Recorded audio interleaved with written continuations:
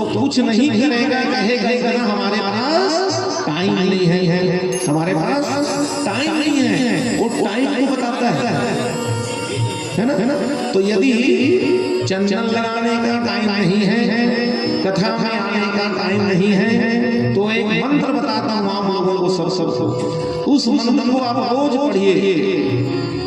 वो भगवान श्री हरि का नाम है। और भोलेनाथ खुश कब होते हैं? जब श्री हरि के नाम को लोग लेते हैं, तब भोलेनाथ खुश होते हैं। तो कहा गया है जो भगवान के इस प्रांगण में बैठ के जो भगवान की कीर्तन कथाओं में, गीतों में, भजनों में ताली बजाता है, उसका हाल सुधर जाता है और वह व्यक्ति माला माल हो जाता है। जिस व्यक्ति को मिलता है नंदलाल, जिसे नंदलाल मिलता है, व्यक्ति हो जाता है माला माल। तो शिव महापुराण में श्रोता समाज हरि की भी चर्चा होती है, क्योंकि इस सृष्टि को बनाने वाले भगवान हरि ही हैं। अभी सृष्टि वर्णन आने वाली हरि दिवस की कथा में, तो यहाँ पर मंत्र महामणि से प्याल के मेट कठिन अंग भाल के। समस्त बहनों के लिए, माताओं बहनों भाइयों के लिए एक मंत्र है। वो कौन सा मंत्र है? हरे कृष्ण कृष्ण कृष्ण हरे हरे, हरे राम राम राम हरे हरे। एक साथ बोलेंगे, हरे कृष्ण कृष्ण कृष्ण हरे हरे, हरे राम राम राम हरे हरे। बोलिए, हरे कृष्ण कृष्ण कृष्ण हरे हरे, हरे राम राम हरे हरे, हरे कृष्ण।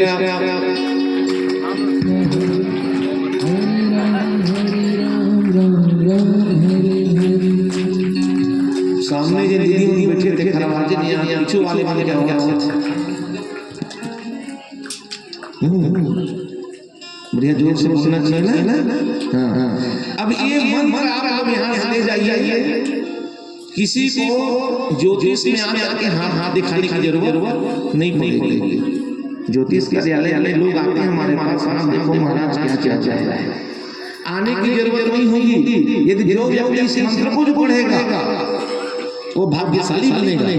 और कथा भागवत में जो ताली बजाता है, जिसने बजाई ताल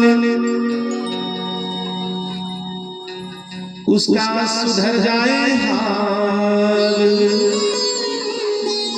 और उसी व्यक्ति को मिलता है हमारे नंदलाल।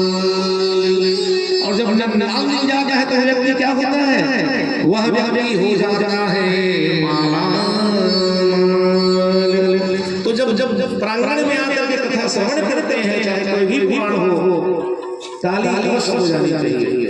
जब आप समझ में आ जाए ताली बजे, भगवान की लीला में ताली बजे, खुशी जब आए तो भगवान के खुशी में, आनंद में आप नृत्य करें। और जहाँ पर अश्रुधारा बह रही है तो वहाँ पर आंसू ही बहाएं। जब भाव नहीं होगा तो दर्शन कैसे होगा भगवान का? किसी ने क्षीर सागर देखा है गुरु जी? क्षीर सागर देखे हैं?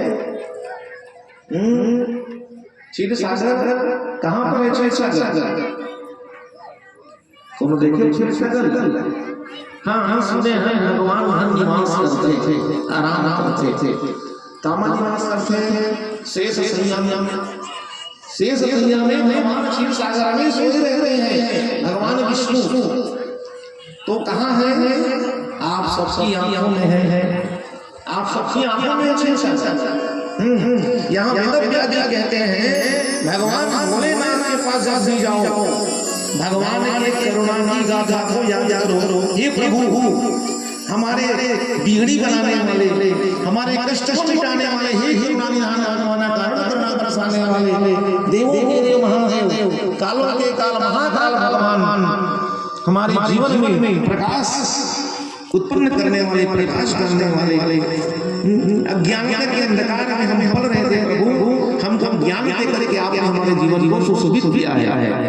ऐसे कृतज्ञता यदि आप प्रस्तुत करेंगे भगवान के चरणों में आकर के, तो हमारे यहाँ से श्रोता समाज झरझर झरझर अश्रुधारा बहने लगी है। भगवान के सामने जा करके देखो, भगवान के रूप देखो, स्वरूप देखो, और जो वही शिष्य भक्त होता है जो भगवान के सामने जा करके रोता है। ये मत सोचना कि महाराज जी बोले हैं भगवान के पास जा जाके रो, ऐसा नहीं, अकस्मात आंसू निकले, ठीक है, ऐसा मत सोचना, ऐसा मत कहना भगवान से प्रभु हमारी बिटिया 32-35 वर्ष की हो गई है, प्रभु हम बिटिया की शादी कर रहे, ऐसा रोना नहीं, ठीक है। या फिर ऐसा मत कहना मां मुरादे पूरी कर दे, हलवा पूरी मांगेंगे, ये भी नहीं कहना है। भगवान के पास जा जाके उनकी कृतज्ञता को याद करो। भगवान ने हमें कितना असीम मन को दर्शाया है, कितने सुंदर हाथ दिए हैं, कितने सुंदर पैर दिए हैं, कितने सुंदर बड़े बड़े गोटाला जैसे बड़े बड़े हाथ दिए हैं ना, कान दिए हैं सुंदर, क्या करने के लिए, आभूषण पहनने के लिए, कितना सुंदर गला दिया है, क्यों दिया है, सुंदर भजन को गाने के लिए। तो ऐसे कृतज्ञता यदि हमारे जीवन में आता है, तब हमारे आंखों से अश्रुधारा अपने आप छलकने लगती है। वेद व्यास भगवान उसी को कहते हैं, यही क्षीर सागर है। भगवान के प्रेम करुणा में बहने वाली हमारे आंखों से अश्रुधारा ही क्षीर सागर है, और वही अश्रुधारा में भगवान निवास करते हैं।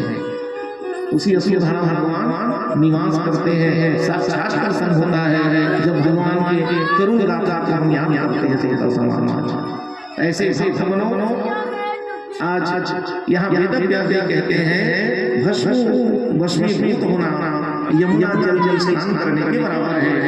अर्थात भगवान शिव जी की कथा जो श्रवण करता है और जो तिलक लगा जाके बैठ के श्रवण करता है, तो यहाँ वेद व्यास की नजर जब यमुना स्नान कर रहा है, भगवान का जो शिव का जो नाम ले रहा है वो गंगा जी में अविरल गंगा जी की धारा बह रही है, प्रवाहित धारा में वो डुबकी लगा रहा है। और जिन्होंने रुद्राक्ष का धारण कर लिया, किसका धारण कर लिया, रुद्राक्ष का, तो वह सरस्वती नदी के बराबर है।